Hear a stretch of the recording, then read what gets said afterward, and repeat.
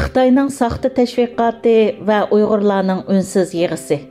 8 ayning 26 kuni Xitayning təşviqat bölümü bilan atalmış Şinjan internet sohasi birlashmasi birlikda Tümen Adam Şinjan haqida haqiqiy ahvolni so'zlash nomli tor faoliyatini boshlagan bo'lib, bu faoliyat 11 ayning o'rtalariga qadar davomlashadi ekan.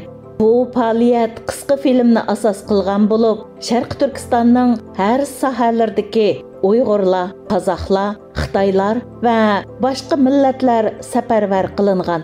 Undan boshqa Sharq Turkistonga kelib boqqan Xitoylar va chet elliklarmi bu tashviqotga safarbar qilingan.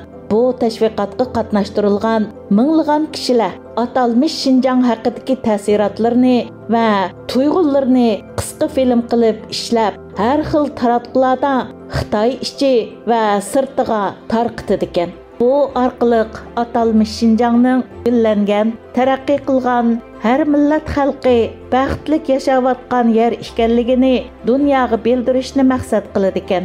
Bu harakat Xitoyning Uyg'urlarga va g'arb taratqullariga qarshi elib berayotgan zo'r ko'lamlik, ko'p qirliq ta'tir tashviqotlarining bir qismi bo'lib, Xitoy bundaq tashviqotlarni sin alg'uluq tor yig'inlari va qisqa filmlar bilan dunyoning har yerlariga qadar tarqatmoqda.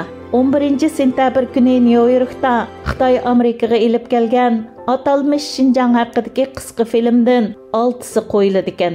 Undan boshqa Xitoy hukumatı 8 ayning 26 kuni Sharq Turkistonni ziyorat qiluvchilar uchun atalmış Şinjanni tunishtiradigan bir material tayyorlab tarqatgan. Bu materiallarda atalmış Şinjanning tarixi va bugungi ahvoli tafsili tunishtirilgan bo'lib, ko'pincha so'zlar Xitoy azaldan so'zlab kelgan tonish yolg'onlar bo'lsa-mu, odamning diqqatini tortadigan ba'zi yangi nuqtalarmi bor.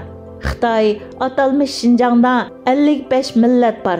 Bu zamin hech bir millatning emas, balki hamma millatga o'rtaq deydi.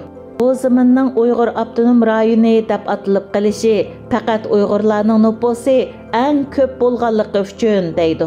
Materialda atalmış Şinjanda nayta uzoqdan beri insonlar yashab kelganligi qayd qilinib, eng dastlab yashaganlar Yevropa tipidagi insonlar edi deyilgan. Yana Sharq Turkistonda milodidan burunqi 60-yili Xitoyning Xan sulolasi eng cho'ng harbiy mahkama qurgan deb ko'ni gapni takrorlaydi. Undan boshqa Uyg'ur xaqonligining Xitoy bilan urug' tuqqan bo'lib o'tganligi, Uyg'ur xaqonligiga og'dirilgandan keyin ularning atalmış g'arbiy yurtga ko'chib kelib, Ediqot va Qaraxonlar sulolасini qurgan bo'lsa-mu, yanala o'zlarini Chin, Machin degandek nomlar bilan atab, o'zlarining Xitoyga tava ekanligini namoyon qilgan degan. Bu tashviqotda ochiq qilib atalmış Şinjanga eng dastlab ko'chib kelganlar Xitoylar. Undan keyin Uyg'urlar ko'chib kelgan deyiladi. Materialda yana atalmış Şinjanning 1100 dan ortiq sayohat nuqtalari, 138 xildan ortiq kan boyliqlari va dunyoda oldingi qatorda turadigan jo'grafiyalik va madaniy aloyidliklari tashviq qilingan. Undan boshqa atalmış Şinjanning havosi, yemak-ichmaklari sop va quvvatli bo'lg'achqa odamlarning umri uzun va tan saposi yuqori deb tashviq qilingan. Misal sifatida Uyg'urlarning bo'y egizligi misol qilinib, atalmış Şinjanda bo'yi 1 metr 70 santimetrdan oshadigan kishilar odatdagi bo'yliq kishilar hisoblanadi deb Uyg'ur qizlarining jalb qilarliq rasmlarini ko'plab bergan. Bu tashviqotning maqsadining Xitoylarni Sharq Turkistonga chillab akilish ekanligi va kishilarning xushal-xuram yashayotganligini namoyish qilish ekanligi nihoyatda aniq. Shundaqla bu Xitoyning qisqa film orqali Uyg'urlarga qarshi elib berayotgan ta'tir tashviqotining bir qismi ekanligi texmi aniq.